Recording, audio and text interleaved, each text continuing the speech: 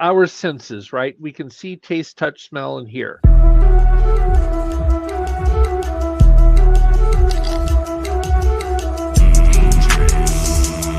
Let's get it! Hey!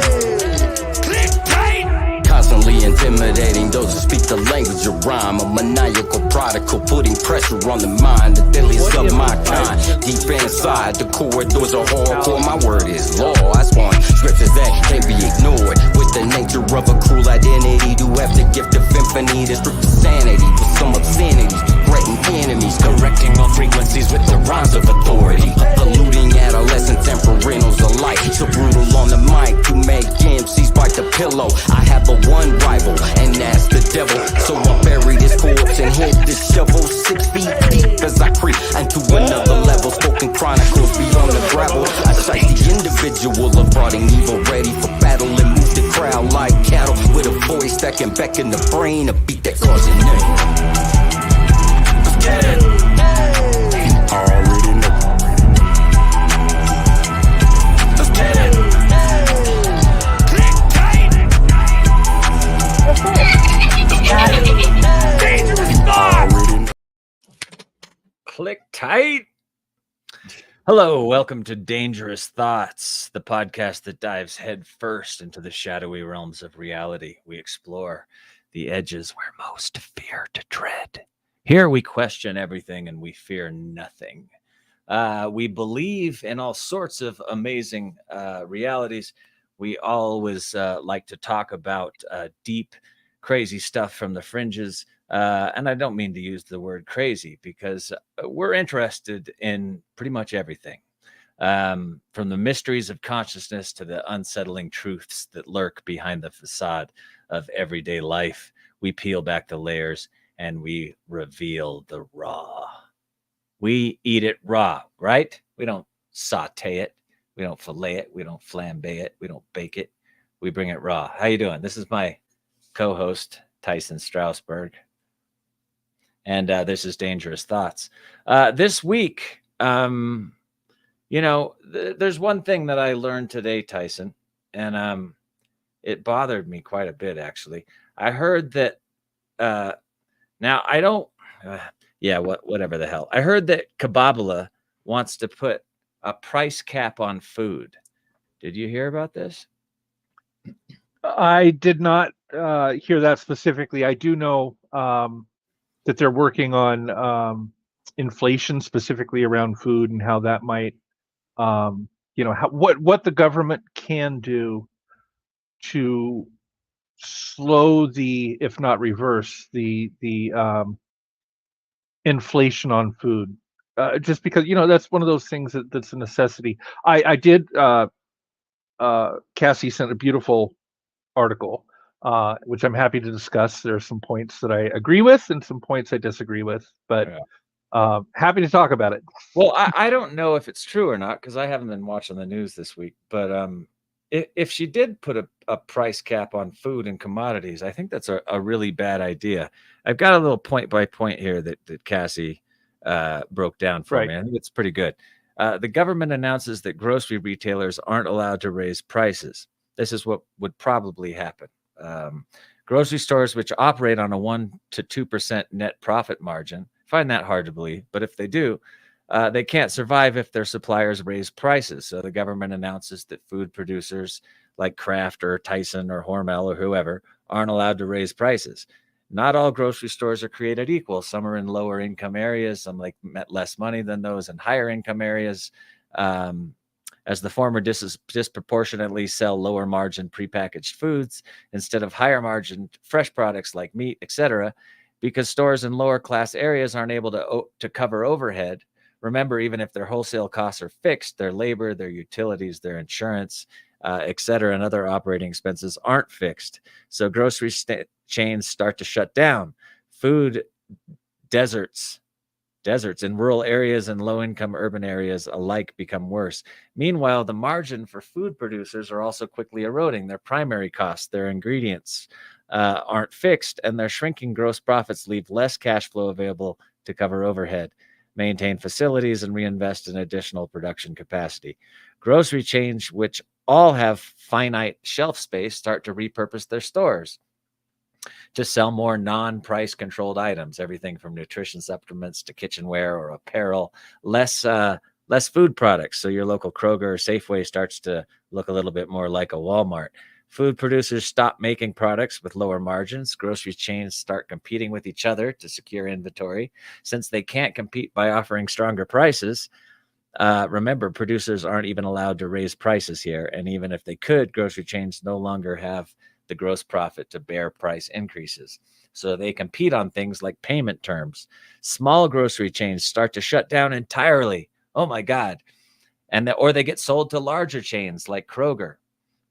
A major reason for this is because they can no longer reliably secure delivery of products due to producers prioritizing sales to larger customers, which are able to leverage their stronger balance sheets to offer superior payment terms. Smaller food producers, which typically sell via distributors rather than directly to grocery chains, start to go out of business because these producers have an additional step in their value chains. As supply chains break down, lines start to form outside grocery stores. Pigs are falling from the sky. Cities assign police officers to patrol store parking lots, and food producers draft contingency plans to assign armed escorts to deliver your wheat thins. The federal government announces a program to issue block grants for states to purchase and operate shuttered grocery stores. The USDA also seizes closed down production facilities. The government announces that prices for all key food costs, corn, wheat, cattle, energy, etc., are also now fixed to stop profiteers from gouging the now government-operated food industry, which is pretty much where we're at as far as government-operated foods. Shockingly, the government struggles to operate one of the most complex industries on the planet, and the entire food supply chain starts imploding. Soylent Green is people. Here's the flip side now. Let's try the Republican plan. Donald Trump is going to get 11 million illegal immigrants out of the United States. Currently, look at those grocery prices. About 80% of the produce that you buy, those heads of lettuce, the tomatoes, etc., are farmed using minorities, immigrant workers who make way less than minimum wage. Now, let's say we get rid of all of them. We're now going to have to get union people, white guys out there who aren't going to pick those strawberries for $2 an hour, right? They're under the hot sun. They're going to be making $20 an hour, $25 an hour. All of a sudden, that head of lettuce that used to be 99 cents is going to cost you $4.99. You're complaining about groceries now. What's going to happen if the Republican plan goes forward? We get rid of all those migrant workers, and now you have to pay everybody, $20 an hour to pick those heads. What is that going to do to the grocery store? Can't afford food now. To me, like both ideas are bad. Yeah, both ideas are horrible. But I have to mention one thing here, because Tyson just made a comment that I hear a lot of Democrats make, and I think it's not funny, but it is funny. People always talk about how the party switched 50, 60 years ago. And that is because the South was primarily Democrat. The Democrats owned the slaves. And I think it's funny that back then it was the Republicans who wanted to free the slaves, and the Republicans who had elected the first black senator and the first black representative and all that. And I'm not a Republican, for all you followers. Clarence Thomas. But I think it's crazy that back then the Democrats wanted the slaves to pick their crops, and now the Democrats are talking about the price capping on food and whatnot, and the Republicans are talking about exporting legal immigrants, but the Democrats are like, but who's going to pick the crops? So the Democrats really haven't changed because they're still relying on foreign labor to pick the crops. I thought everybody knew that price caps were a bad idea, and they drive up a horrible idea. It is. It really is a catch-22, right? Because some of the immigrants that are, being taken advantage of absolutely. The difference between slavery and being taken advantage of, these people aren't owned. They can just up and quit and go somewhere else. Slaves didn't have that as an option. And it is better money than what they were getting in Venezuela or wherever they were working. Otherwise, they'd be there and not here.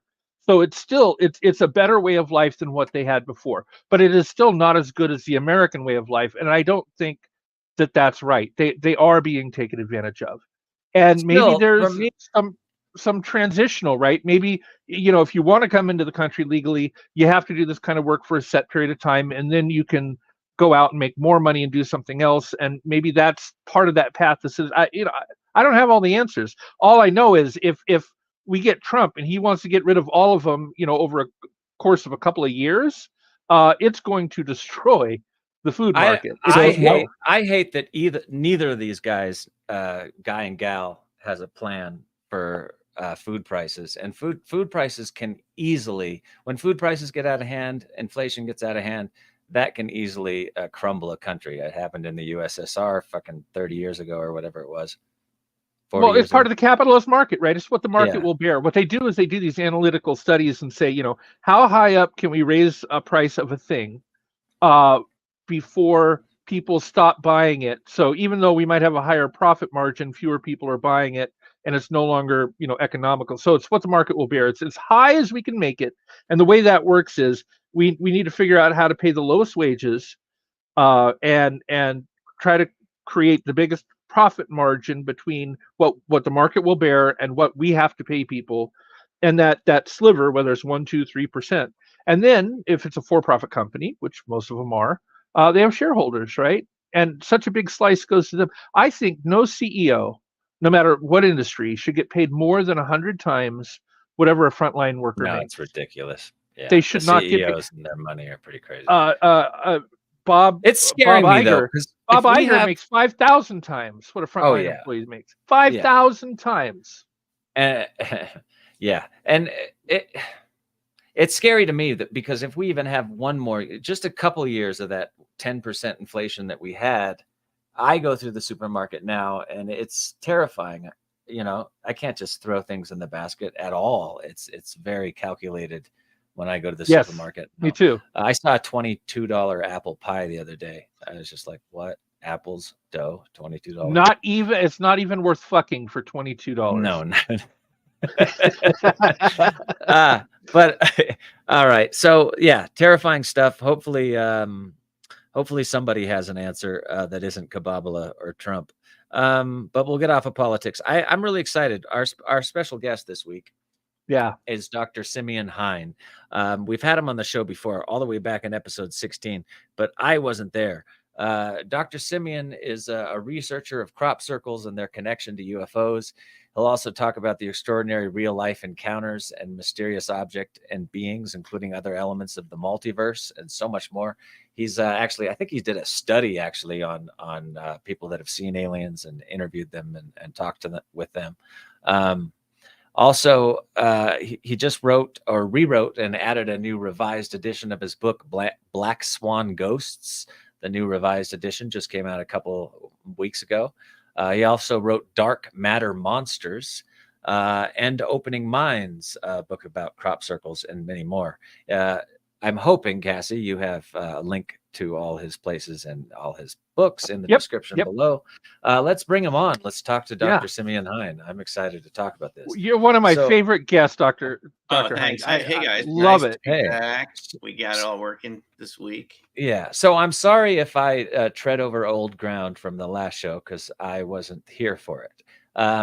We'll just have to do it again. So let's start with crop circles because I'm really open-minded. I think aliens are real. I think they most likely are. There's a bunch of different species. I think they're most likely visiting us. I think they most likely have for a very long time. I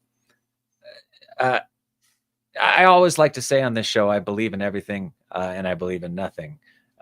There's nothing that I really strongly believe in until I get like really critically good evidence for it. But I had Buzz Aldrin tell me that he saw aliens on his way to the moon and back, and told me that he was sure they existed privately at a Star Trek convention once. And that was enough for me to start digging into the literature and going over the history of aliens.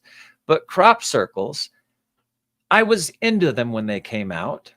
And I was interested by the phenomenon until those two English guys went to a crop circle during the night and they quickly cut out this really beautiful pattern using like a board that they just kept pressing the crop down and stepping on. So I'm wondering, I gave up on the idea that crop circles were real when I saw that. So tell me about your study with crop circles, and do you believe in them still? And what do you think causes them, etc.? It's a good question, and it's not an issue of belief. We really have to go on the data and the historical record and look at people's motivations. Myself being a sociologist and so forth. So the facts show us that crop circles go back hundreds of years. I've been reading this book recently, The Secret History of Crop Circles, which has cases from 100 years ago up to the present day. And so far, I've recorded over 10 cases where they were seen right around a UFO or a flying saucer landing area, especially the Tully saucer nest, like you're talking about, because that was the motivation of Doug Bauer, who was an artist in Australia, who saw the Tully saucer nest. The Tully saucer nests were circles of reeds that were seen beneath flying discs, landing areas. Tully, Australia, being a sort of, and I learned this just going to the book again here, a portal area for the Aboriginal peoples there. And Doug saw this, and when he came back to the UK, thought it'd be fun to reproduce them. So there is an original phenomena that seems to be made by UFOs, plasmas, ball lightning, whirlwinds, things like that. And in Black Swan Ghosts, I have a witness from Idaho who was in Usk, Washington, who saw not a crop circle being formed, but a flying disc while they were picking huckleberries flatten a meadow in a straight line as it left about 30 feet across, just flatten it. I said, how flat? Because I was wondering, is this one of these cases where UFOs do affect the crop? She said flat as a pancake. So that to me is evidence that UFOs, UAP, flying discs, whatever you want to call them, are responsible for some of these patterns. At least some of these things. Yeah. But they tend to be very simple looking circles. Simple circles. Okay. One circle, a group of triplets, not the larger complex patterns that we've seen in the past. When I finally got on the scene in 97, going on a crop circle tour with a guy named Ron Russell from the Denver area, the first one I saw was this one, the Coke Snowflake. I think that's actually Ron's picture there. This is actually the sister formation at Milk Hill, but it was like this with no center, 300 feet across. And I didn't believe it at the time, but I got to know that there were people making those.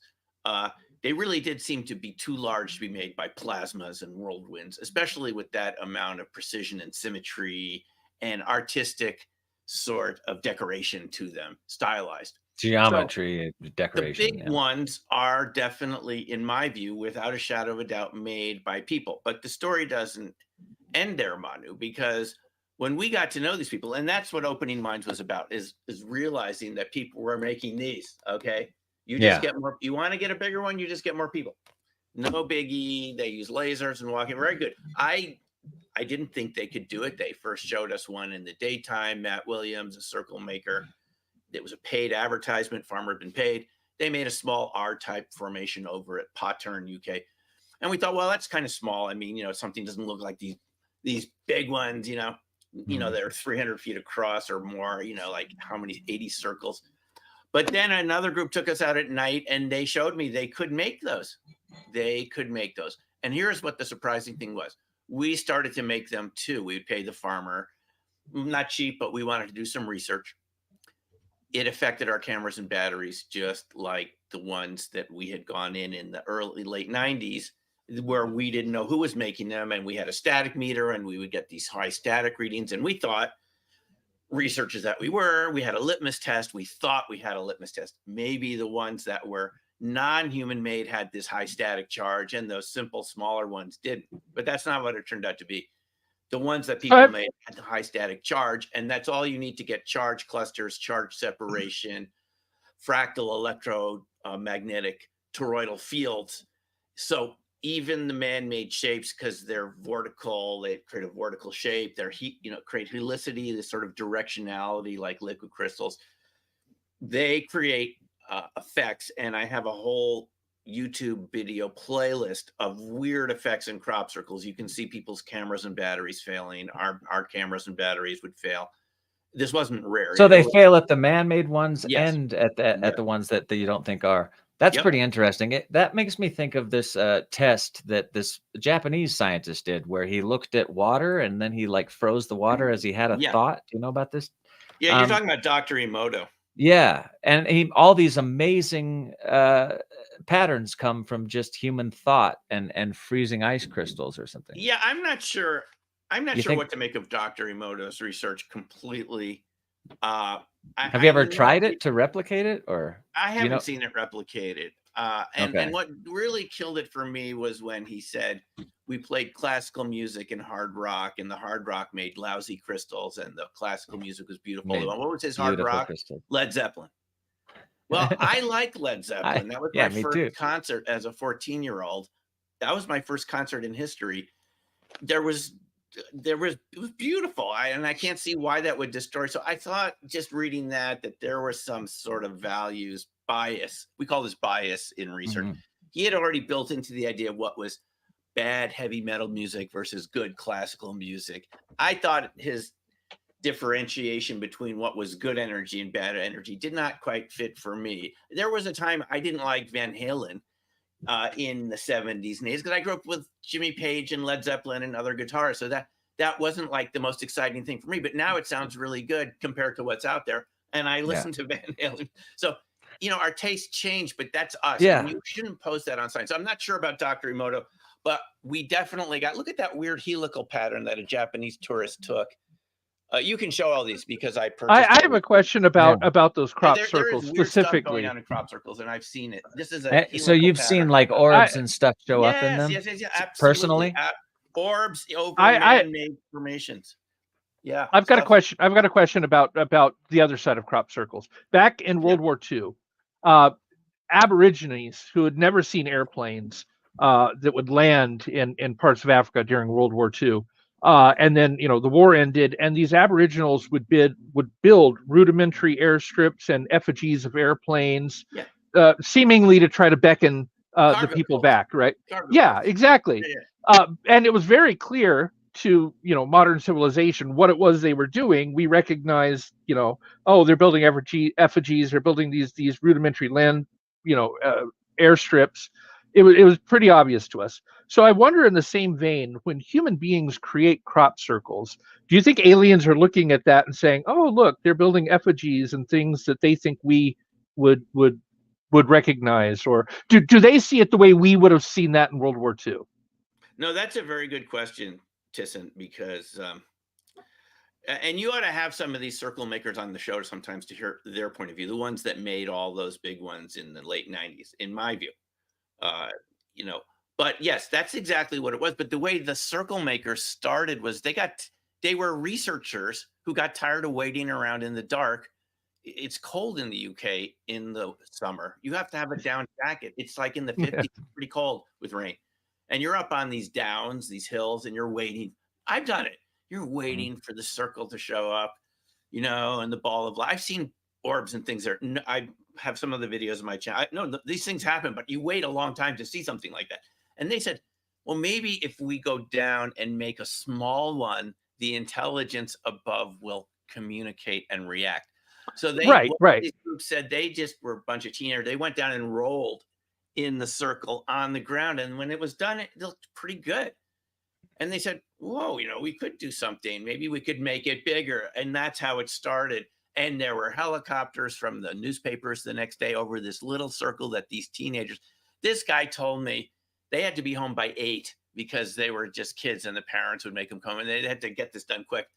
But they started expanding into, same guy who started rolling around with a bunch of 13-year-olds to roll the wheat down, ended up making this, as far as I know.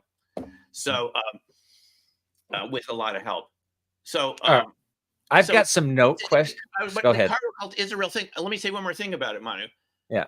These same people told me that once they started going out there at night, they saw strange things, even small black triangles, orbs, groups of orbs. There's a case in Opening Minds where one of these groups told me they ran out of a circle because orbs were coming from all directions onto their position in the center of the field. And they ran out of the field with their boards and everything. Oh, it can beckon them, theoretically. It could beckon them if you... There's an interaction going on. That's what we found too, even some space-time distortions. There was a case where we made one, and this was not a paid formation. I mean, we didn't pay the farmer ahead of time. This friend said, look, come over here. And he just chose a field. There were people nearby. We didn't scout out the area very well. We're just amateurs, you know. And they said they saw flashes of light over where we were. And they thought there must be circle makers there, called the police. And the police said, well, we don't have time for circles. I mean, we're busy doing other things. But what were the, we didn't see any flashes. What did they see? What did they see? So, okay, that's my answer. It's complex. As you can see, there's more interaction going on than I thought. And I'm Manu, I think a little more than you probably even imagined. So with your original question, but go ahead. Yeah, it was just those guys that showed how it was done in a human way that turned me off of the whole subject. But I have a note here. Magic. They call it, the circle makers I met are not those guys. Okay. Those guys had their attitude. There are other circle makers that believe this was a very important thing to be doing to wake humanity up to shapes and geometry, sacred geometry, and UFOs. And they called it natural magic. So those are the people that I know who believe that it created an effect. Yeah. But so anyway, I interrupted you. Go ahead. No, it's okay. So you've got this, I've got a question here that's in my notes, and it's kind of out of the blue, but I like it. Exactly what kind of a universe do we live in? It's very complex and strange. Yeah, it sure is. It's a weird, we live in a weird place. I think if people accepted that, they might be happier. Yeah, I think people it would should too. be a certain way, the way you were told it should be by society, by your parents. My study of this never ends. I'm amazed it wasn't until I'm around 60 that I find out about Bigfoot. I knew about Bigfoot. I had seen the Patterson-Gimlin film in the 70s as a trailer to preview some movie. As a teen, I'd seen this, and I just thought it was some rare ape until I started hearing from my remote viewing. Probably aliens. Yeah, it's something really strange. Interdimensional. I found out about it from my remote viewing students in Colorado at my Mount Baldy Institute in Boulder, and it took a blockhead like me 20 years of hearing these stories to realize it mattered. I just thought it was something really rare, like an animal or something, but that's not what they described. They described telepathic communication. Sometimes hostile encounters where encounters have happened to a lot of people. Right. We never rocks chucked at them, and Did anyone warn us about this before you go out in a national park? No. And in fact, I'll tell you, I had an experience in a national park that was pretty terrifying. I pulled over to go to sleep with my girlfriend heading into Yosemite, and out of the forest came this beam of light that I couldn't tell you how bright it was. It was so bright and fixated. It was almost laser-like, except it just lit up our car. And to the point, like, it's not a spotlight. It was like you couldn't even look into it. It was so bright.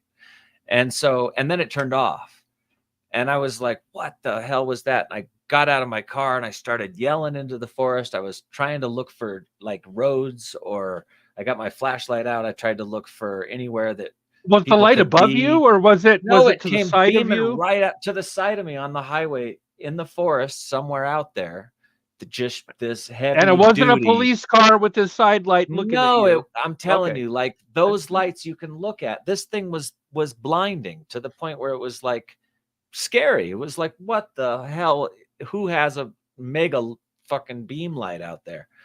I couldn't find how anybody could have got down there. I didn't get any human response. Was there any sound? You didn't hear a car run, driving away or anything? Car, no sound. No nothing. Sound. And it was so scary that I was going to crash out with my girl, and I was like, no, we're out of here. That scared me out of here. And of course my logical mind is going, all right, so there's like, what would there be? A few forest rangers out there with some kind of huge mega light just to scare people from parking in the middle of nowhere? I don't know. It was pretty overwhelming. That's no. Forest rangers like to come and tap on your car and peek in to make sure you're not doing the dirty. And they tell you to leave or they write you a ticket. Yeah, they don't scare people with powerful lights. That's not a forest ranger tactic, as far as I know. back to the original question. I know it's a strange universe. What, in a nutshell, your best guess, what is reality? What are we doing? That's my shtick, but go ahead. One thing about your story, this film that I have the poster of, Flash of Beauty, Paranormal Bigfoot, it's a sequel to Bigfoot Revealed. Flash of Beauty, Paranormal Bigfoot has lots of stories like that, orbs. And that's, before I answer your question, that's sort of what made me shift into looking at what you experienced. Because I spoke to witnesses, and guess what they told me? Batteries failed, cameras failed around Bigfoot.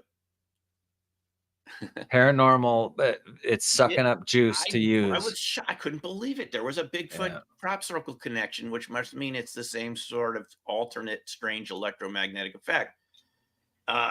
Something really different than we learned from Maxwell's equations, the ordinary interpretation, because battery failure, car stalling, orbs. I thought, wait a minute, this is all what the crop circle makers told me. And I've talked to people who've seen this. I've seen it myself out there. That's when I realized there was something going on. So that leads into your question. What sort of universe is it? Well, there's just a lot more to it than we're aware of consciously. It's a multiverse. It's layers, and we only see one layer. The one. And that's been something, and I won't get into my spiel, but that's something I've always been saying.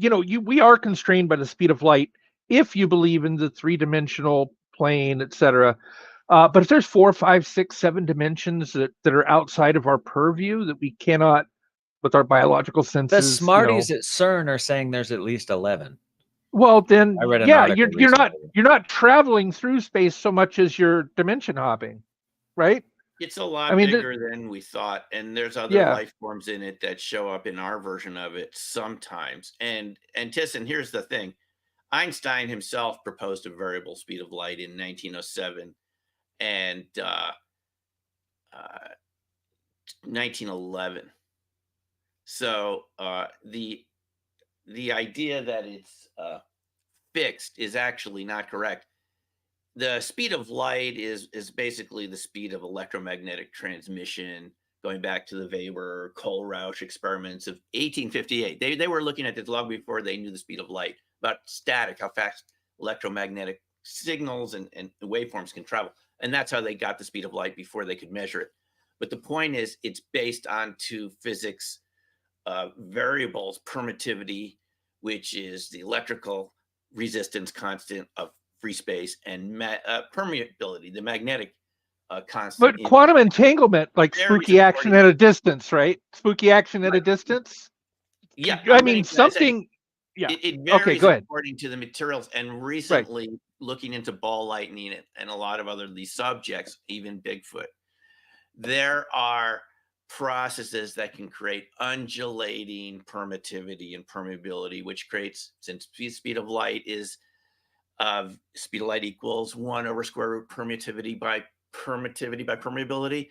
If you vary those and they start to undulate, the speed of light undulates. And this is why.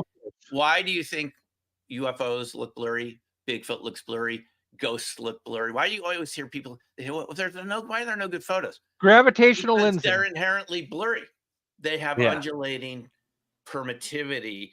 And so that's just one level of complexity right in our own world, is that Tisson, we were raised with this idea of this fixed speed of light.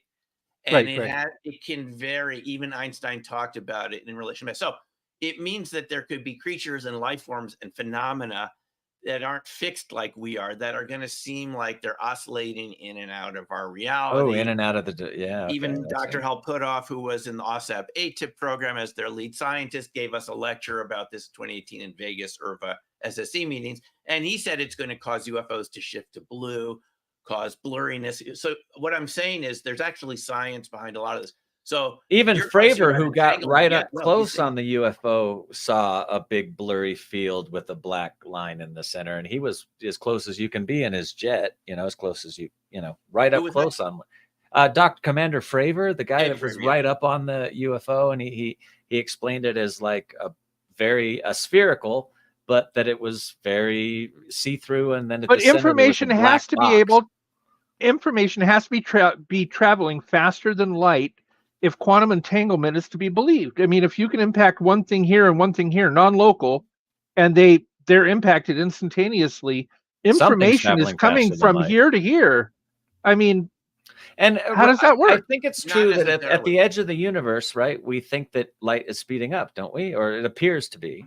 And then I know we've done experiments where we've slowed it down. We've had success. I mean, technically it's the same particle. It's just existing in two different places.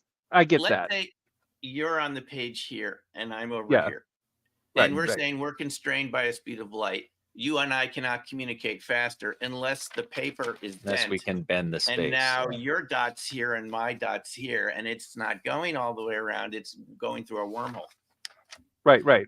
That's it very much Einstein Rosenbridge, whatever that. Yeah, that Rosenbridge, and it very much seems like those exist on Earth.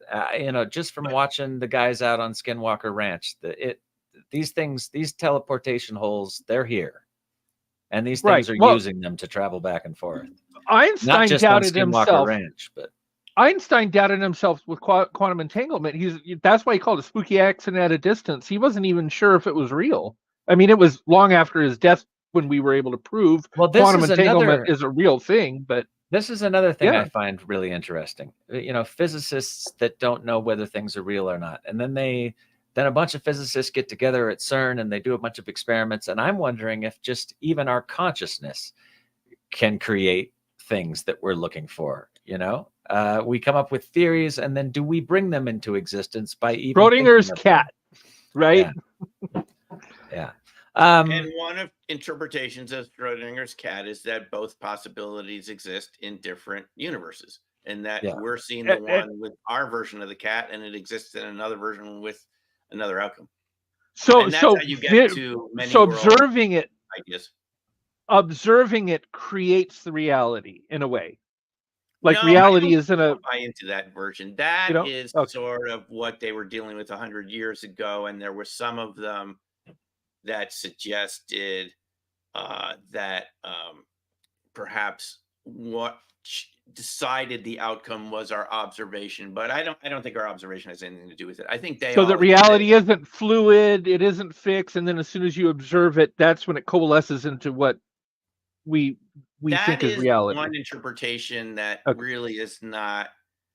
That was a sort of philosophical debate they had 100 years ago about how you could have the Schrodinger's cat paradox in the first place. And one idea was that maybe your perception collapses it, and that was the uncertainty principle. I think. Doctor, if you look at the gray on my face, you'll realize I'm 100 years old. So that's the argument I remember.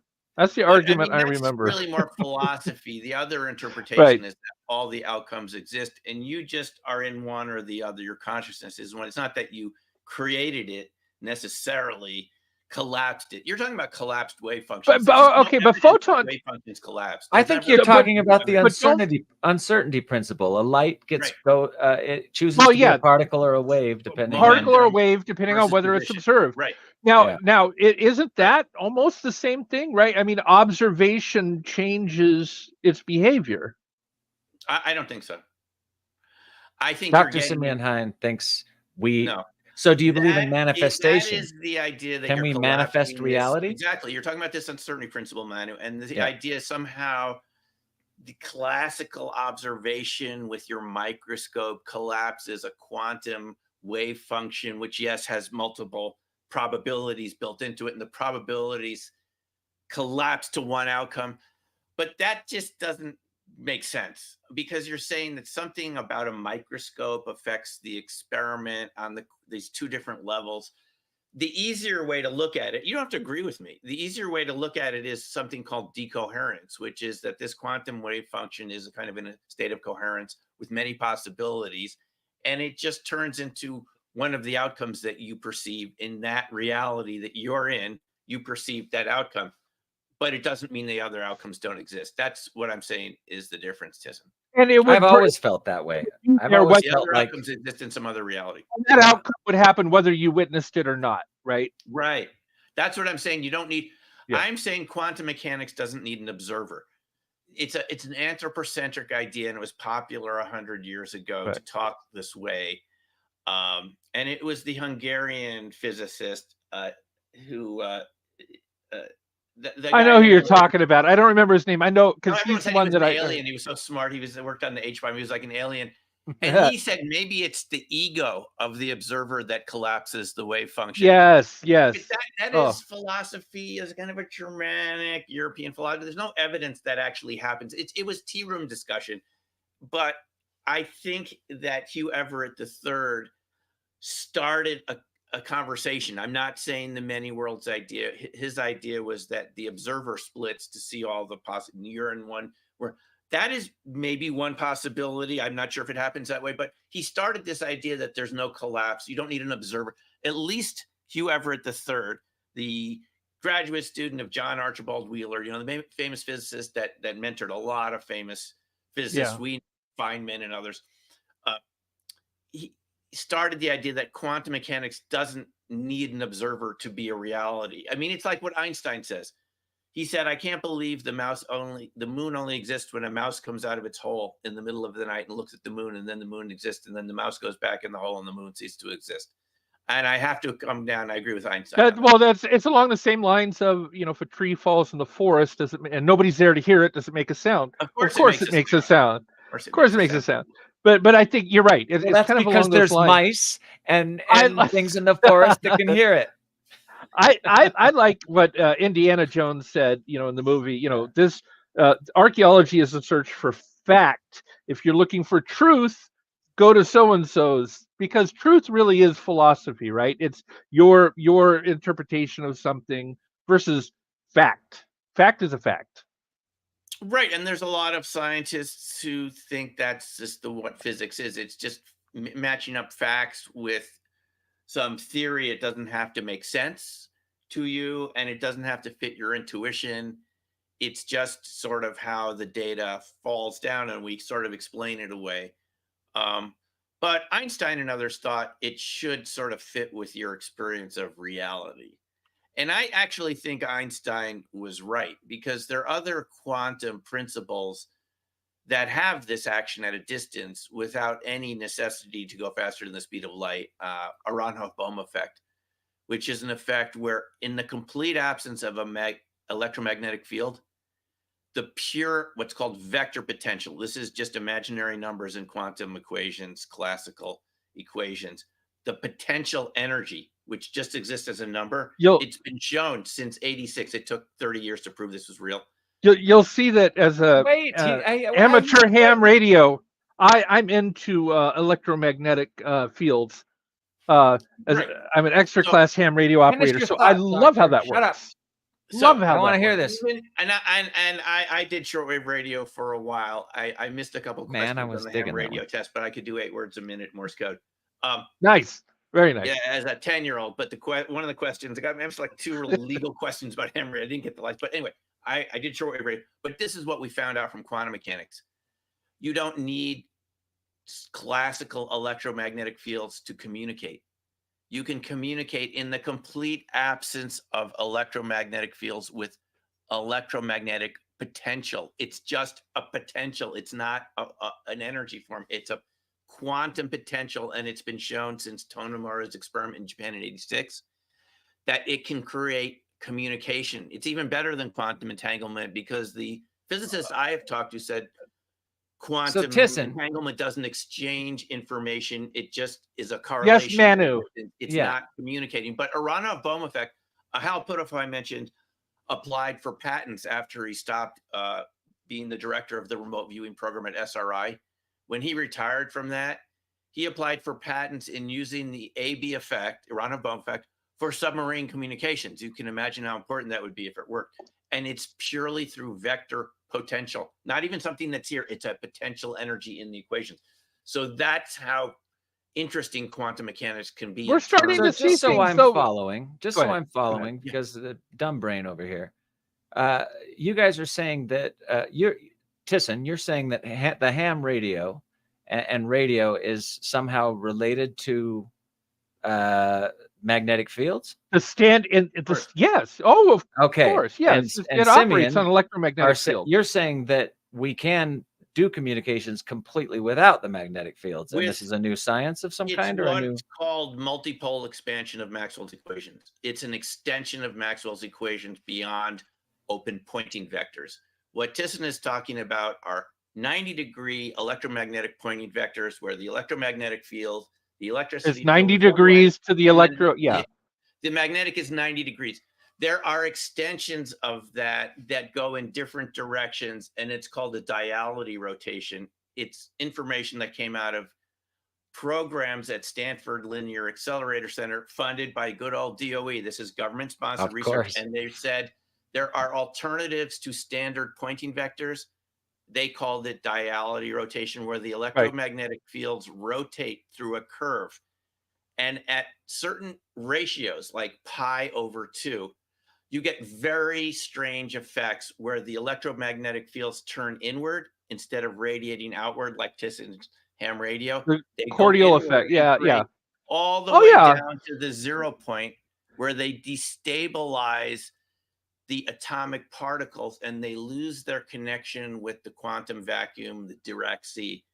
And the particles that normally have an identity that create all the matter around us are now free to transmute to become other particles. It creates ball lightning. It creates action at a distance. There's even a patent in it from Lockheed Martin. All right, so let's get into that. Matter wave beam generation. And they said we can create weapons with this using the AB effect. So what I'm saying in a nutshell, because since I grew up with shortwave radio too, just like Thyssen and Ham, I had a lot of friends with ham radio. That is ordinary pointing vectors. What I'm saying is the government amplitude, frequency, and phase, right? Exactly. When you extrapolate that, you get these closed pointing vectors, multipole expansion of Maxwell's equations, and you get special access programs that are black budget programs using this for weapons. Dr. Hein, I could talk to you for like 5 hours. I just love talking to you. Familiar with ordinary. So what kind of weapons are they creating with this kind of tech? You only have to read the Lockheed Martin patent. It's available on the internet. You can look at Google Patents and read it. I read it several times.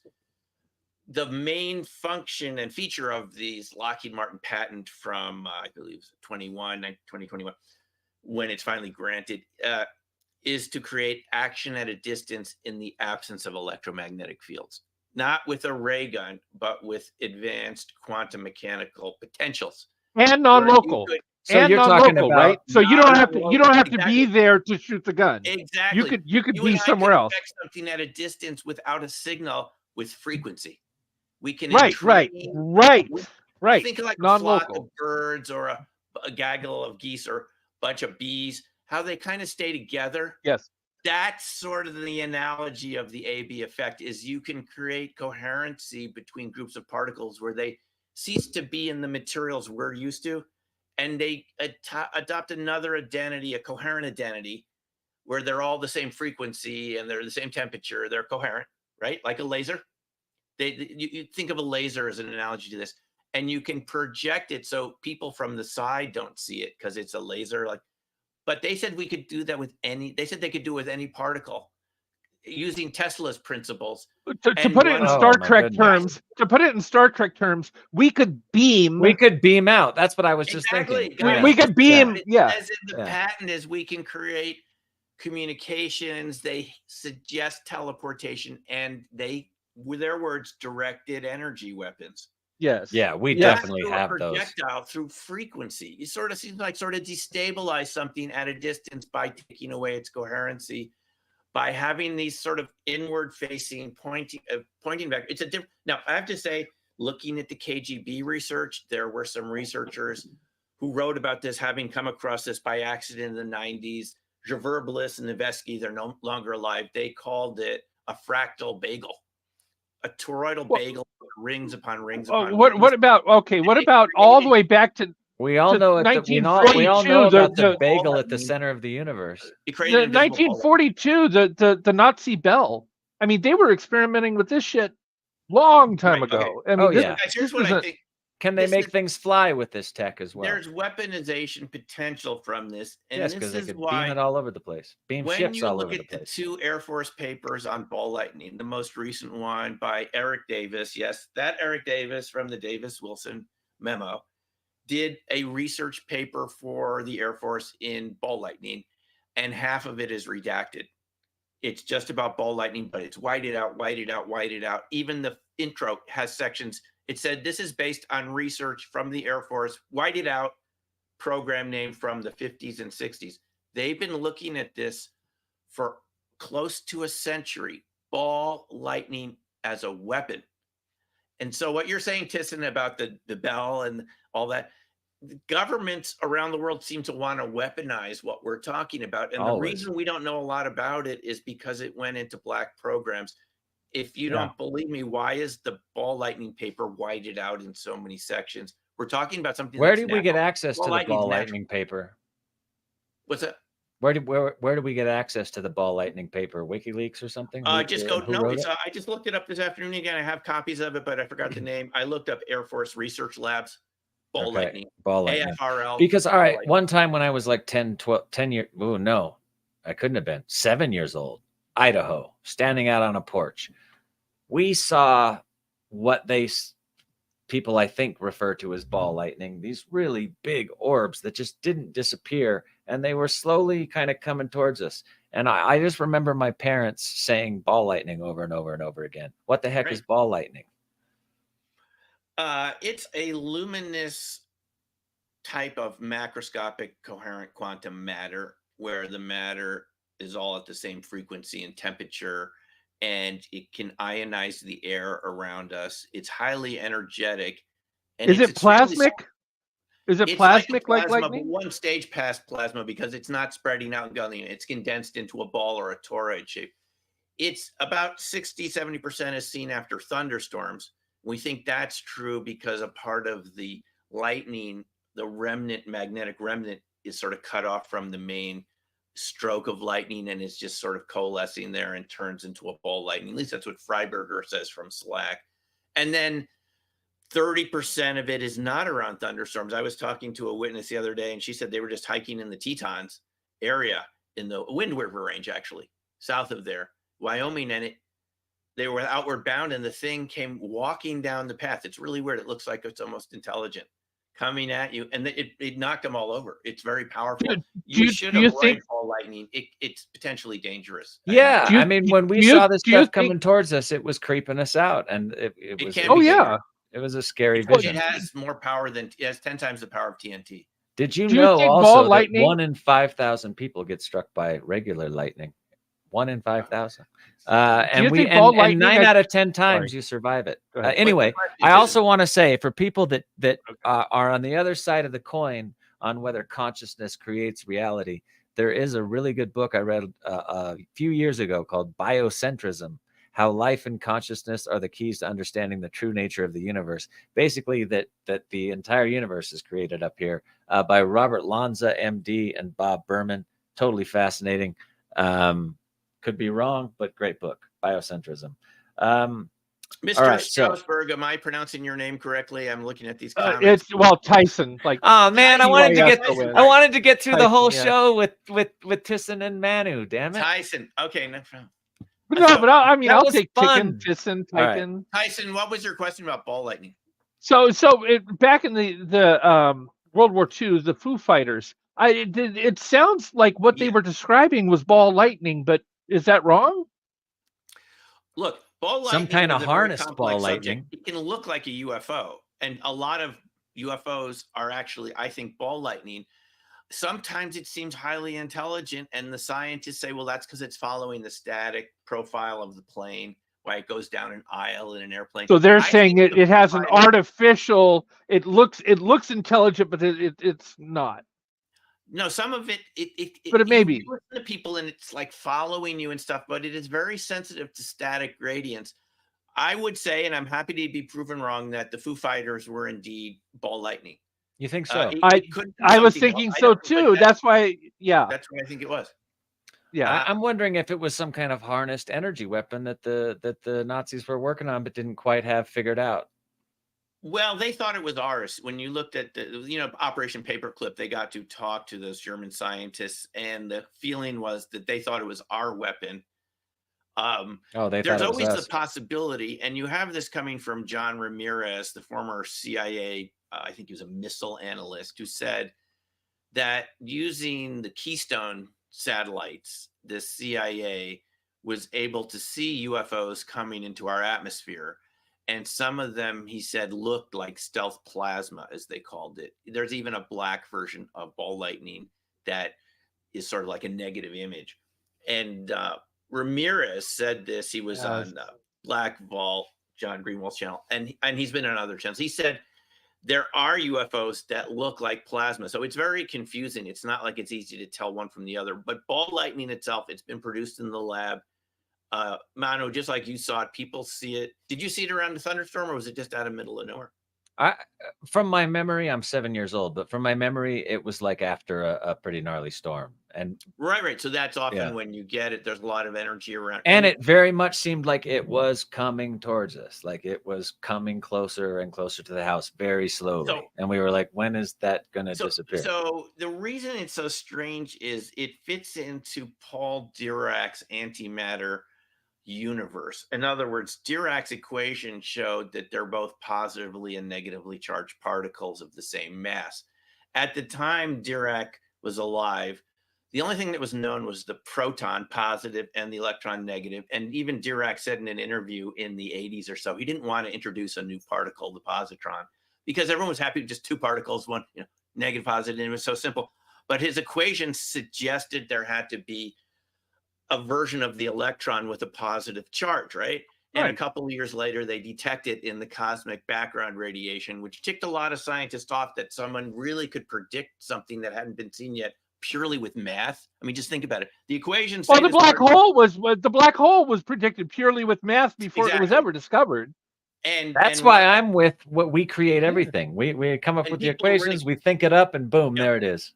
People ridiculed the black holes too at the time. Yeah, nobody bought into it. Yeah, it was that Indian physicist. What was it? Chandra something, who thought of this, and he people made fun of him until they were eventually detected. Right. So this is where science can be helpful. But the ball lightning seems to be these very heavy magnetic particles that haven't been detected yet, just like Dirac's positron wasn't detected. But the theory would suggest that there are other particles from these diality rotated EM fields that we maybe haven't detected yet, but that's what the theories say should exist. And it creates magnetic monopoles, and that's why ball lightning. Is it encompassed? But it would have to be encompassed without north-south. It's hard to imagine. Right.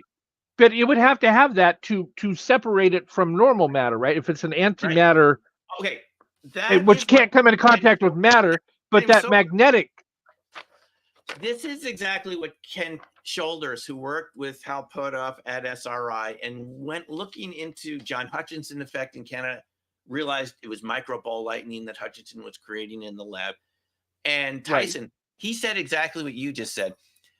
This ball lightning seems to be part of another reality. It doesn't couple into our reality in a very easy way. It kind of slides around in our reality with its own rules, creating its own gravitational field. And he said, because the permittivity is different, we talked about that earlier, than ordinary matter, it's not quite coupling into our reality the way ordinary objects were or sounds. So it seems really strange. And it does really weird things, including create magnetic monopoles, which no one's really seen yet, but Dirac said would have to exist, at least temporarily creates magnetic. Would have to exist. Am I correct in assuming that some of this tech is what they're building possibly some of these ships with that we think are aliens, but the Tic Tacs might actually be ours because they're using this tech to create stuff that can zip all over the place. Right. I would say so, yes. Yeah. So that's what I think. I think aliens exist. Yes. Are there a bunch of different types of aliens exist? Yes. Are there a bunch of black ops stuff that looks like aliens that's ours? Yes. Yeah. I think the answer to pretty much everything in reality is yes. All of the above. Yeah, all of the above. All right. So the fifth state of matter. That's crazy. All right. A top-level engineer who handled quantum material from an extraterrestrial spacecraft. What do you know about this guy? And what are you talking Well, about? this really I'll be blew right my back. mind. Okay. Right back. This really blew because so that's why I did a revised version of Black Swan Ghost, because I had met more witnesses since I published this book first in 2017. I just met so many of these witnesses, and they were so sincere. Just the thing on your cover, the triangle. I think that's one of our ships, but I'm not sure. Could be both. It could be both. Yeah. I grew up in the Hudson Valley, and one of the stories in here. Okay, we'll get to the computer science in a second. One of the news stories I added in here was Vinny, the wrestling coach from my Edgemont High School, who saw a black triangle with the wrestling team in, I think it might have been 10th grade, 11th grade. I didn't hear about it till a few years ago. My friend Dominic from Westchester found the newspaper articles showing that what Vinny saw, and Vinny called the police, and they said, yeah, multiple people saw it. A lot of people saw a black triangle over a high school in Mamaroneck, New York, and Vinny and the wrestling team saw it. My classmates said, one of them said it was the scariest thing he'd ever seen, and I didn't hear about it until 2022. I mean, it's 40 years later. Are you kidding me? This happened in 79, even before the black triangles were, seen more often. Getting seen, in the Hudson Valley. So this is why we call it hidden events. Like, people are not talking about this. They're too afraid to talk. So that's one news story in there. The other story was, yes, I'm at a conference. Where it's the meet and greet first night. You're having a buffet. You're just at a table. Someone brings up the word crop circles. Like and I said, well, some of them are man-made, because people were having this debate. And then someone said, oh, I think they're made by UFOs. And before I could say anything, because I know some of them are made by UFOs, the guy next to me says, oh, UFOs are real. I handled a piece of one. I said, okay, well, can you tell us the story? And he goes, yeah. He goes, and this was a very famous person involved in computers. He said some agency had approached him to try to understand how this 3-foot section of a hull of a craft, how it worked. He said it was very thin, and that it was made of materials that, at least isotope proportions, materials come in isotopic proportions. He said those proportions are not found here on Earth. They're found, the metals, they're found in other parts of the galaxy. But he said it was made of a nanotechnology, engineered at such a fine level. We don't have that technology yet to do that. Mm-hmm. And he would know, being in the computer field. And he said it was, if you extrapolated it, the scale was 1,000 years smaller than we can make right now, like at an atomic level of engineering. Mm-hmm. And he actually, I met him a couple times during the conference. He described to me, and I put the drawing in the book of what it looked like, what he described to me. Based on my recollection of the material. He said it was these thin wires, 5 wires, that would get. It looks similar to Bob Lazar's gas that supposedly ran the UFO.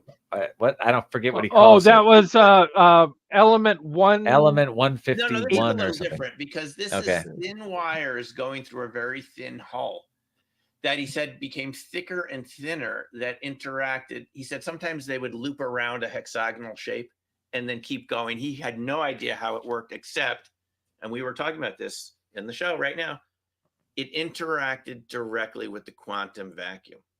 It was a quantum technology. That's how the propulsion worked. In other words, well, that's my next question. Yeah. Go ahead. It changed the density of the Dirac sea, of this sea of potential particles, the quantum vacuum, as we call it nowadays. It changed the density. So by just making the quantum density thinner in front of it, it would be like pushed from behind. Fall into it. Yeah. Exactly. As if pressure was less in front of you, you would just start moving forward if it was a big. Isn't that how warp speed works? Warping space in front of you and stretching. Works. And he said he wouldn't tell me the agency, and he said no.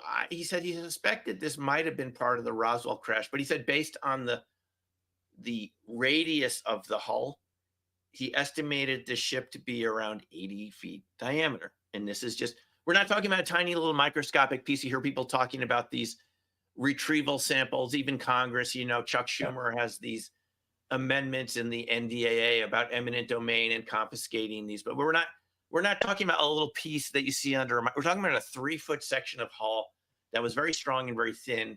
And it was fascinating talking to this person. He was Look, so the material wasn't fuel; it was actually a part of the craft itself. It was, the technology was to interact with the quantum vacuum field, and that's the propulsion system. Okay. Not any field, nothing, not even a nuclear type of propulsion. It was quantum propulsion. And he said he couldn't figure out exactly how it did what it did, because it was like, think of how we are 1,000 years ahead of people 1,000 years ago. It just was another level altogether. But that was the best he could do. And I read an old book by Leslie Kean about basically the things at Area 51 over the years that they've done there that are declassified. And some of the ships that we had literally 70 years ago are mind-blowingly fucking cool ships. So they can think what we have now. If they had an SR-71 that had a drone on top of it that could launch off of it when it was up there at 35,000 feet or 70,000 feet, however high that thing flew. Right. That was 70 years ago, you know? So the crafts that we must have now. Oh, and they kept the B-52 secret they kept the nuclear explosion secret from the whole country. Stealth fighter. So the U-2 was secret for a long time. That's why I think the Tic Tacs and some of these crafts that people are seeing are actually Lockheed Martin or Skunk Works. But imagine going 1,000 years back in time and handing them an iPhone and saying, "Now figure out how this works. Burn the witch. Figure out how this works. Take it apart and tell me how this works." You can't, 1,000 years ago, you couldn't. Exactly. I can't take it apart today and tell you how it works. I don't know. We started the show with what is the nature of reality. I got to tell you, more and more, just over the last 5 years, I really do think this is some kind of a simulation of some kind. And whether there's a spiritual context to that or not, I don't know. But it seems like these avatars that we run around in, that we call ourselves, their electrical stimuli run them. It seems like everything is a part. I'm not saying that that we're in a giant computer, but it's possible. Here's my idea on this. I don't think we're in a giant computer. I think you and I are each individually creating a simulation. I'm creating a simulation of you and Tyson right now. And it's based on how you were taught reality is supposed to be. These experiments show that after the age of like 1, you can't really see that much new stuff that you weren't told to believe in, that you didn't experience before. The neurons become kind of solidified in their networks after a certain age. So almost like a 100th monkey thing, where like everybody believes in a certain reality, so you have to believe in it too, kind of thing. I think we're perceiving a lot more than we're conscious of. And that's why it's a simulation. Your brain, based on my research in brain physiology, 80% of what you're perceiving is coming from your brain attempting to reproduce what your senses are sending to it. It's being absolutely. Absolutely. Our eyes see things upside down, right? But our brain turns it right side up. And there's 20 types of receptors in the eyes, and it turns it into what looks like a camera. Your eye is not a camera, as you're saying. Yeah. It flips it upside down. There's all these things that do shapes and contrasts and black and white and color. And somehow your brain puts it all together. For me, that's where the simulation is. But the real important point is that people need to remember is you could be experiencing things right now that you're not remembering because they don't fit into what you think is real, and your brain's tossing it, including cryptid, Bigfoot, UFOs. It's in the first Flash of Beauty movie, Bigfoot Revealed. They have psychologists on saying many more people could have encountered these creatures when they're out in the forest. You might have encountered one too, Mono, next to that ball of light or whatever you saw, but you're literally deleting it. You would need to do some hypnotherapy or something. We have filters. We have filters, and if it either passes through the filter or it doesn't. Exactly. Maybe it gets stored somewhere, but it isn't in the consciousness. That's why it's so easy to brainwash people and cults and stuff and make them think realities exist that don't exist at all. Oh, that's exactly how brainwashing works. Before we get too deep, I know we're almost a quarter past the hour. We got 4 callers. And I know, Manu, you're on a I tight know time we're schedule. supposed to take them, but god dang, Hey, I'm but having great fun conversation, talking. guys. Just fantastic. Yeah. Oh my God, you need to come back 5 more times, and I need to call you in between because I love talking with Every you. couple of months, we'll do it. Every couple of months, we'll come back. And do Yeah, Tell me absolutely. before we bring on our callers. Tell me about this Midwestern town in the U.S. that had a short-term electromagnetic collapse. Thank you for asking. Yeah. I heard this from someone who had a very high security clearance in the Pentagon, and it took quite a while to get permission. He shared this with me at a remote viewing conference, and he said, I'm going to share a story that you can't repeat, but I'll tell you. And he said, we were monitoring the way we monitor. He wouldn't say how they do this. He said there was a town in the Midwest in the 60s where the electromagnetic field collapsed for a day. And batteries didn't even work. Watches didn't work. And they had no idea what was going on. The government never contacted him to say, okay, relax, guys, because they didn't know what was going on either. And they never determined what the cause was. Can you imagine something coming into our atmosphere? Just use your imagination. They do it all the time. Black holes, UFO, something collapsed it around a town. And I asked him, how did you detect this? He goes, I can't tell you. I can't tell you. Just use your imagination. They're monitoring the entire U.S. Oh, of course. So it's like there's a breakdown. If you think they're not listening and watching every little thing and cataloging all of it, everything, the whole thing is monitored. But there was a breakdown of physics. For a brief period of time. Cars wouldn't start. Electric watches wouldn't work. Flashlights. Hey, in UFO experiences, this happens all the time. They turn off cars, they turn off watches, they turn off batteries. So if we didn't hear about this thing that happened in the Midwest, I'm not supposed to say what state it was or exactly the year. But if this is happening and we're finding out about it now through a book that I had permission finally to share this story. Have you visited this place? He wouldn't tell me which exact town. Oh, he wouldn't tell you the town. Damn it. I was like, if you know, I will come pick you up and we'll drive there. We'll find some old folks. It could happen anywhere. Each other while their flashlights and cars wouldn't start. Yeah. And never heard about it on the news. Just what you're saying, Manu, how much else are we not hearing about the news because someone in the government says you're not going to report that? It's national security. Toss the kitty. So much. I would assume. Oh, there's a bed. There's a bed. She got tossed on the bed. Okay.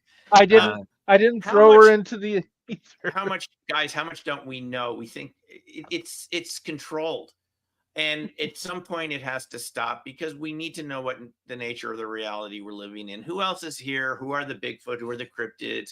People are encountering these creatures. People have UFO sightings. And millions of people they don't share their stories because they're afraid of ridicule and ostracism. We got to change that and find out what the heck's going on, guys. Yeah, we sure do. Disclosure now, right? All right, so let's bring on some guests real quick to ask Dr. Simeon Hein some questions. Who do we got first? On the line is Rose Kirby. Oh my goodness, how are you, Rose? How are you, Rose? Good morning. Thanks for joining us. Good morning, Tyson. Good morning. Good morning. Nice to see you. Simon and Manu, and to everyone I met Rose like 7 years ago, and this is the first time I've seen her since. 8 years ago last in England. Week. Nice to see you. The 12th of August. Wow, you remember the date. For barbecue. Yeah. So do you have a question for the doctor? How true do you think Close Encounters is here?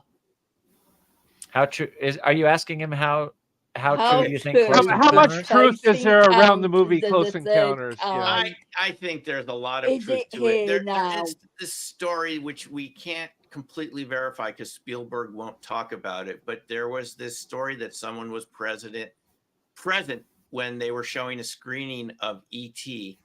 to Ronald Reagan when the movie came out in the 80s. I just rewatched it with my mom recently. She loves it. And apparently Reagan went up to Spielberg right before he went to bed early, right before he went off to bed, and said, I bet there aren't 10 people in this room that know how true this is, and walked away. Oh, wow. Someone overheard this, but Spielberg apparently repeated the story once, but never said it again. So I would imagine that these are based on reality in some way, especially when you hear people in Hollywood say that there are government minders and advisors. They don't broadcast this. I can testify to that. Yep. I mean, a lot of the stuff that they're making is CIA approved, NSA approved, et cetera. It's part of slow disclosure. It's not that these agencies are like bad. They just feel like they know what's better for us than we know, and we shouldn't know the truth all at once.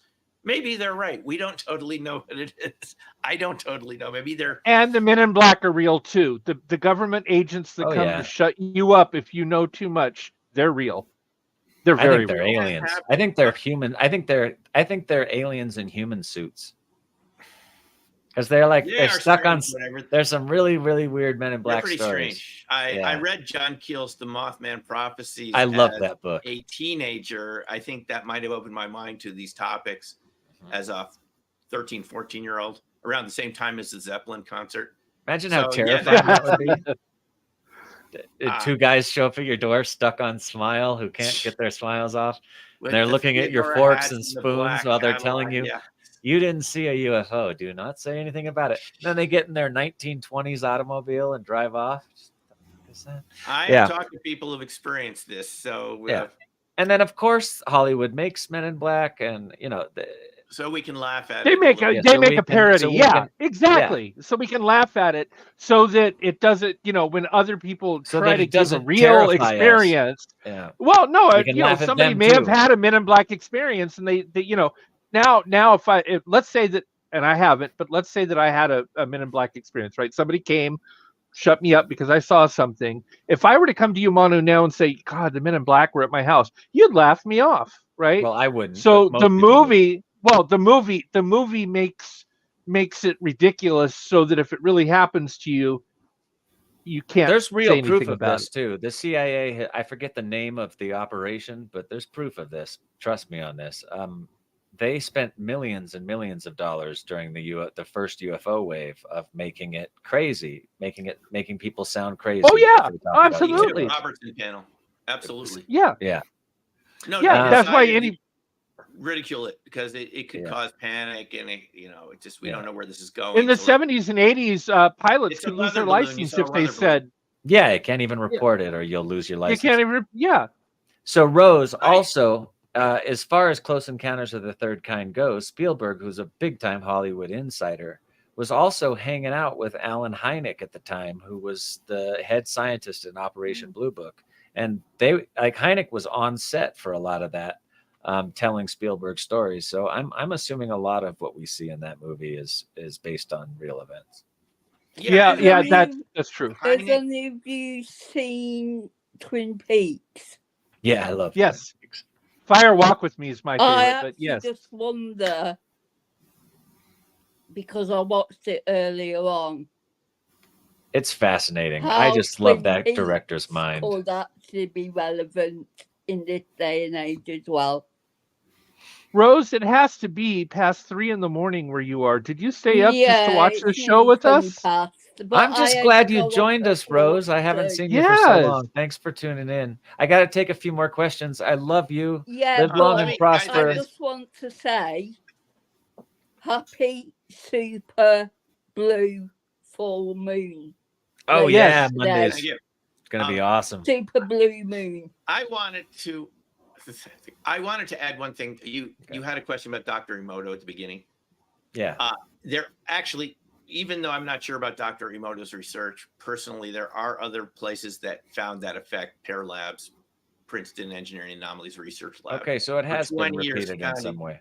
Human minds could affect a random number generator, the output of ones or zeros, with high statistical significance that it deviated from randomness when people were trying to make it go towards 1 or 0. And that's after hundreds of thousands of trials. Well, there's only one thing in this life that I do believe in wholeheartedly, and that's our ability to manifest.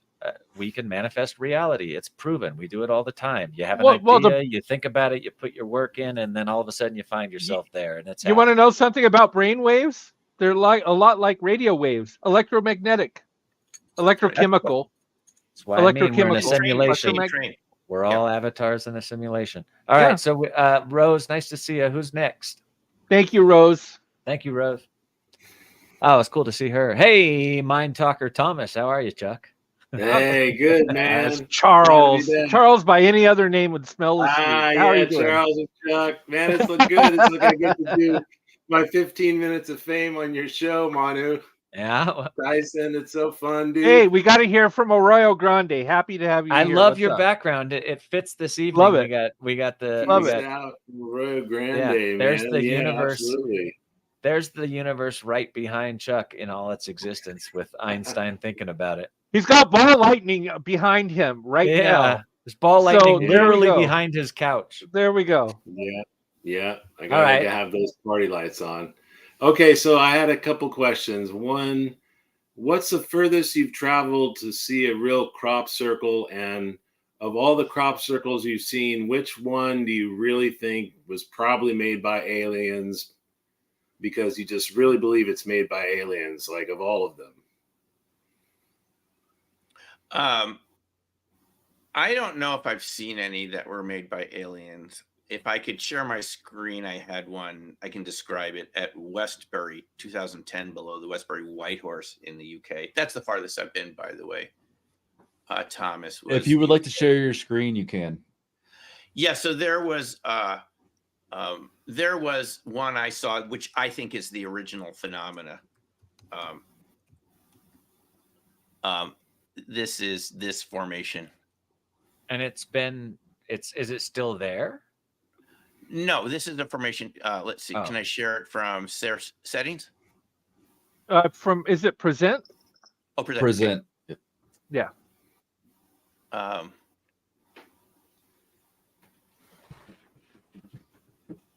All of our heads are kind of like a crop circle right now. And Gamer toss. Oh, there she goes again.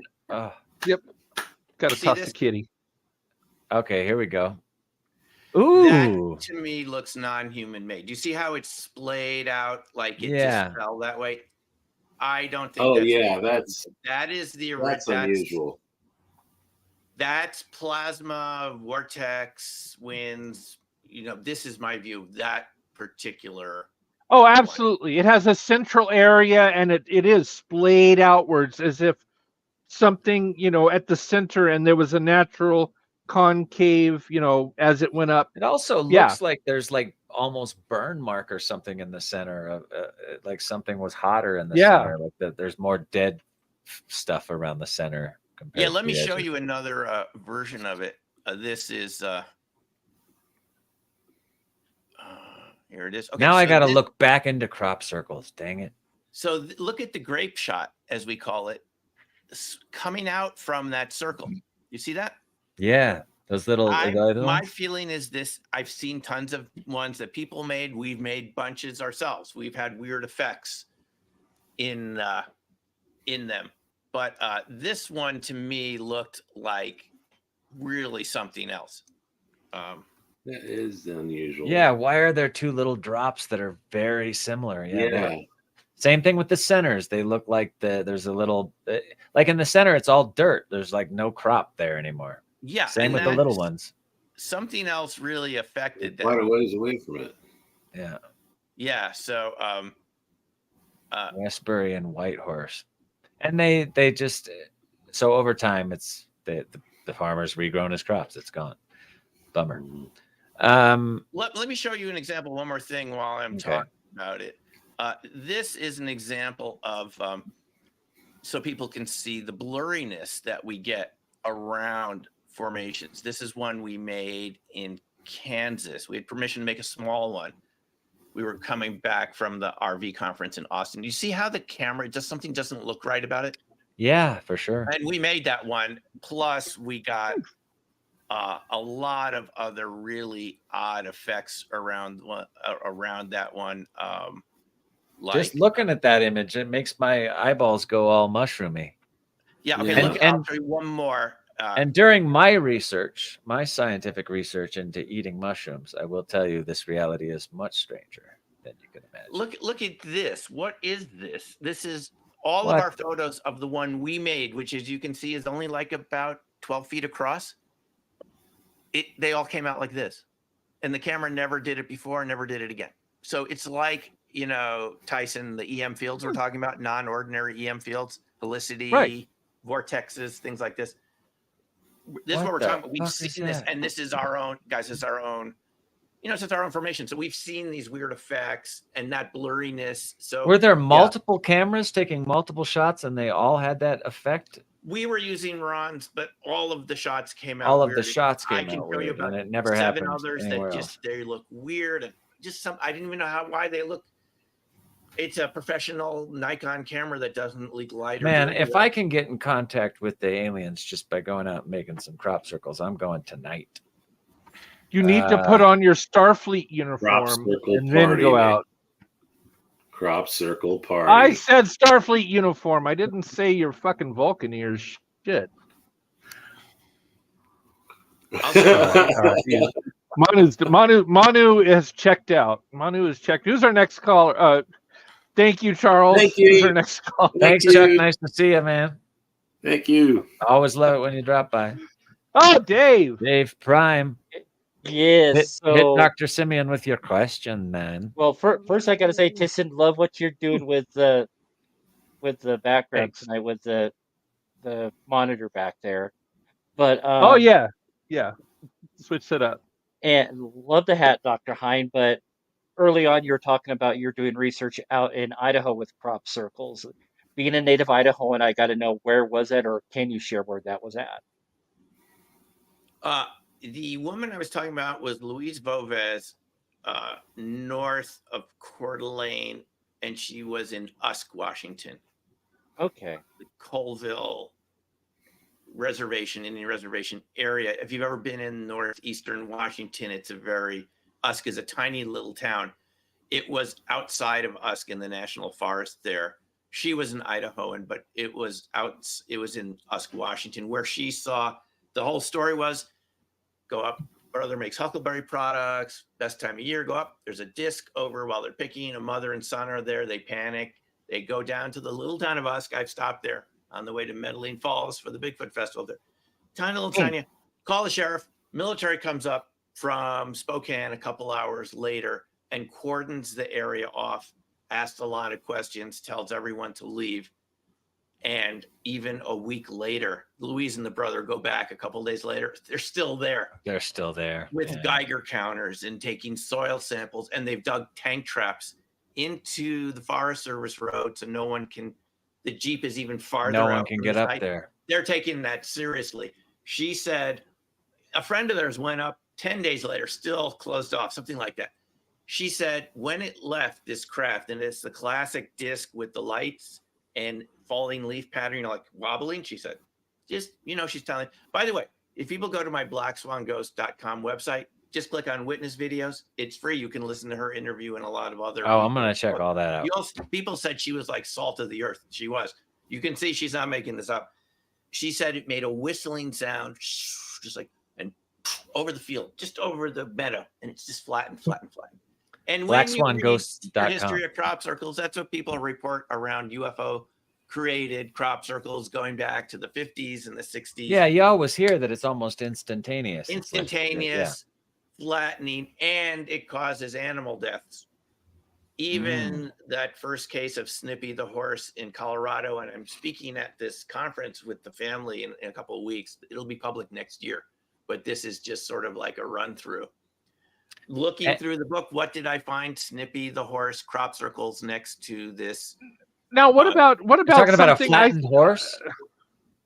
Mutilated. No, washed horse. Mutilated. No, yeah. Animal mutilations are their crop circles found. I've spoken to ranchers and I wasn't sure what to make of it. There are crop circles found around those mutilated animals, which again suggests something other than humans doing it. Yeah. Also, we did if people haven't watched this, if people haven't watched Skinwalker Ranch and Beyond Skinwalker Ranch, absolutely worth watching. Really cool information. And like some of these things that they're finding beyond Skinwalker Ranch, they're sending out these drones that have ground penetrating radar.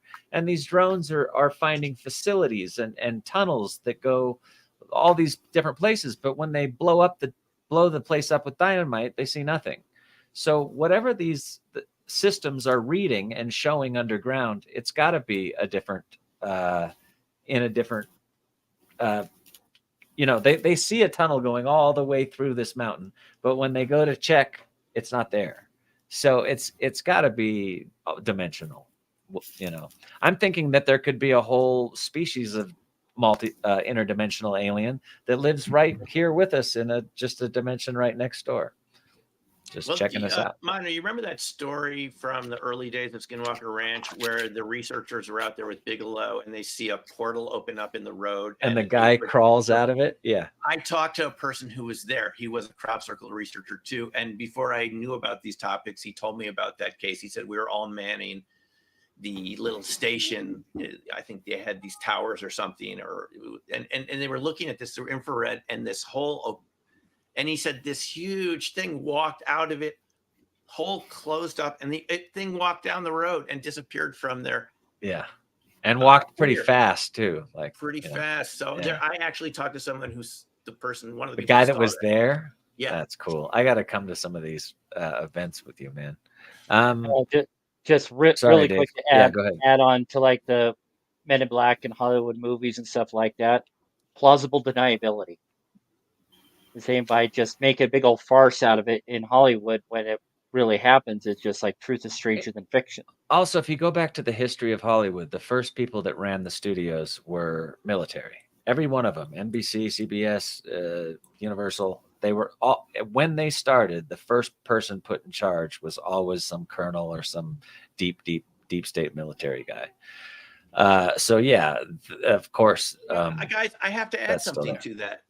Because this is a book I've been rereading recently because they looked into the animal mutilations and they recorded what looks to me like ball lightning in New Mexico. They have different photos of it. This movie, which you can see on YouTube, it has Jacques Vallée in the second version. It was originally called UFOs It Has Begun, and they did a second version, past, present, and future. Okay. Funded by Air Force and NASA. And there's shots in the Pentagon with Pentagon officials, and they're not ridiculing it. It was not debunking. They're saying it's real. I don't know what changed from the 70s to now. They're serious about this. They go through all these cases, Mansfield, Ohio, with that National Guard unit in 73, where they're pulled up by the screen. I mean, lots of cases. There's not a snicker or giggle in the entire documentary. And you look at the end, funded by Air Force, NASA, Pentagon. That there was one time, Dave, like what you're saying, there was a time when they were actually preparing people for this. They talk about channeling in this movie, CIA channelers who were channeling aliens from ships in orbit. I mean, I'm not kidding. They're not joking about it. I grew up on the Urantia book, which is like the 2,000-page book of channelers that it basically is a bunch of entities from around the universe that try to explain to humankind the reality that they're living in, and it's like 2,000 pages.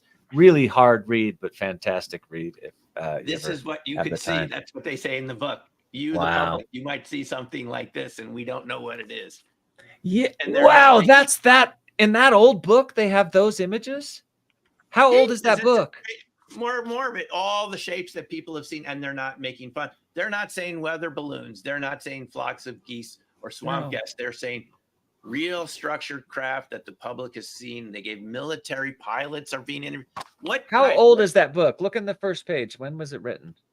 This is Jacques Vallée. The movie was from the early 70s. This 74. There was a time when they were doing the right thing and slowly educating the public. The way 50 years later. What happened between then and now where they're just, you got Arrow. From this to Arrow, I don't get it. Where the Arrow is nothing. And here they're saying, look at, there it is right in the cover. Hello. We don't know what it is, but we think it could be aliens. Sponsored by NASA, Air Force, all these universities. They were serious about it when I was 10. That's why when Buzz looked at me with his eyes and just went, yeah, they're real, and actually got deeper into it, I was like, are you pulling my chain? He's like, no. And I want them to talk to us more. So I think we should build we should colonize Mars. And he was like, once we colonize more, I think they'll talk to us more. That's what he said to me. All right. So who do we got next? Our final caller, we got Catie. Final caller is Catie. Catie. Good morning. Yeah, Catie, also 3:30 in the morning. Everybody that watches the show, before we go, I want to make sure that everybody, if you're watching and you like Dangerous Thoughts, share it, hit that subscribe button, like button, and share the show with your friends. Go ahead, Catie. Oh, also check out dangerousthoughts.show, our website, and check out Catie's Corner, who's about to speak right now. She just put up a new blog on the Pendle Witches. Yes. I haven't had a chance to read it yet, but I'm looking forward to it. Yeah. What is it? The Pendle Witch trials are the most famous in the UK. So okay. Check so that they're out. like the I can't even think of it, of course. Salem Witch Trials in America. There we go. That'll be coming next week. Okay, cool. I actually know a lady. Her name is Adriana Mather, who is actually related to Cotton Mather and that whole thing. Wow. What is your question, Catie? Yeah, I've got a couple of things. My blog's out the way. So, first of all, what you were saying about portals, I've actually seen something crawl out of a portal before, and it was actually in a church. That was quite an experience. I think I mentioned it on a show a couple of weeks ago. But no, the question that I had was, you've spoken about crop circles, and that you've been to the UK, and I was just wondering if you'd heard about the destruction, the destruction by weather, of some of the wind farms. Some of the windmills were supposedly destroyed by storms, but the photos, personally, I questioned some of them because the blades are just completely crumpled, and I was just wondering about your thoughts on them. No, I am so glad you brought that up, Catie, because I've been looking at these videos of tornadoes. There were some recently in the US where you see them going over the turbine, and it doesn't look like the turbine blade is like being pulled out or something. It's literally collapsing, like the atomic structure looks like it's just folding. It's almost like an electromagnetic effect, like we've been talking here, or a quantum coherent effect, again, more related to ball lightning, as if the atomic structure just lost its sense of identity. That's what you're talking about, right? You see it and it just melts. It's not like it's ripped up or anything. It just collapses. And you wonder what's that tornado actually, is it just hydrodynamics and thermodynamics, or is there an electromagnetic effect, or even this quantum effect we're talking about, catalytic nucleonic decay, this thing we're talking about Freiberger, about ball lightning, where the atoms lose their connection, the baryons, as it said, the protons, neutrons, lose their connection to the quantum vacuum. They don't know who they are anymore, and the whole structure almost dustifies. Super interesting. I'm really glad you brought this up, because I've looked at some of those, and that does not look like thermodynamics to me. It looks like a quantum collapse. Which makes me want to bring up HARP and weather control, and whether that's ball lightning and that kind of weapon related. It's in the same family. Yeah. It's the same family of effect. It's using frequency to entrain particles to become something else. But a quantum effect where they literally strip away from what they're part of and become more wave-like. They become more wave-like than particle-like, and temporarily can change shape, transform. And this is what Catie's talking about with those windmill blades. Other people have seen them. They're on YouTube, where they literally look like they're just folding, not just being ripped apart or destroyed or breaking. They just look like they're melting.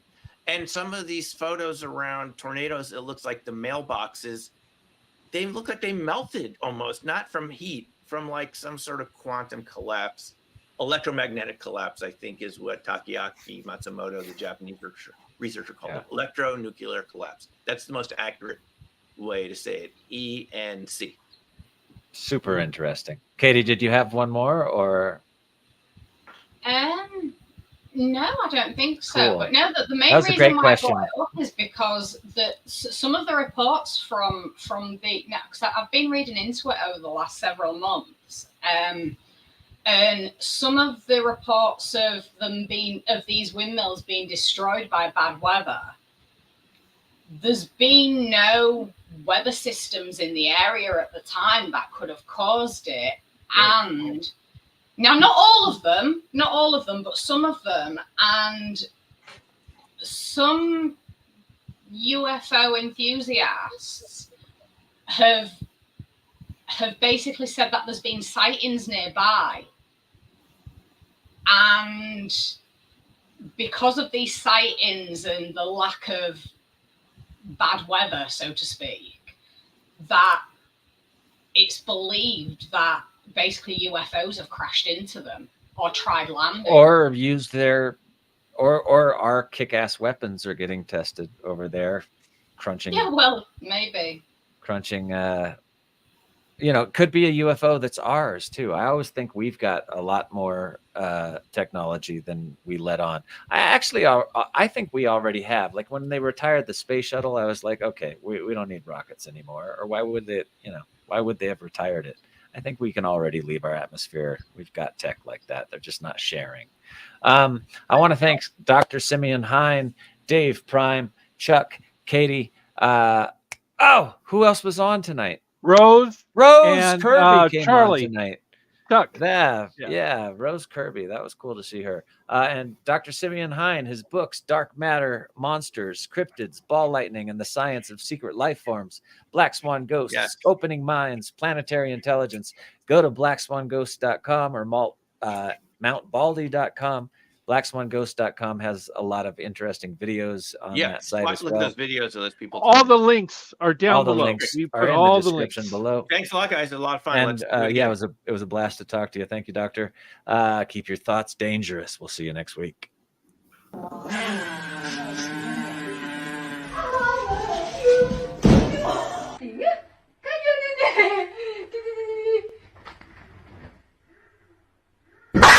Ready?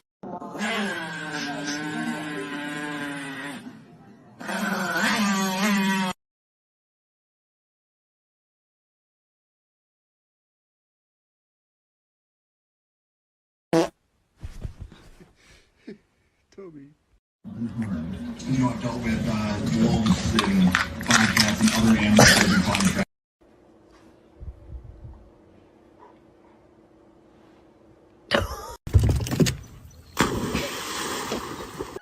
Take it to them. Ruining motivation to survive. Habitat is like a jungle holding rest of a nation. You couldn't hold me like a tongue, you need to last in the waist. Hey, gorilla hearted, I be in my chest to stay alive. Take it to them.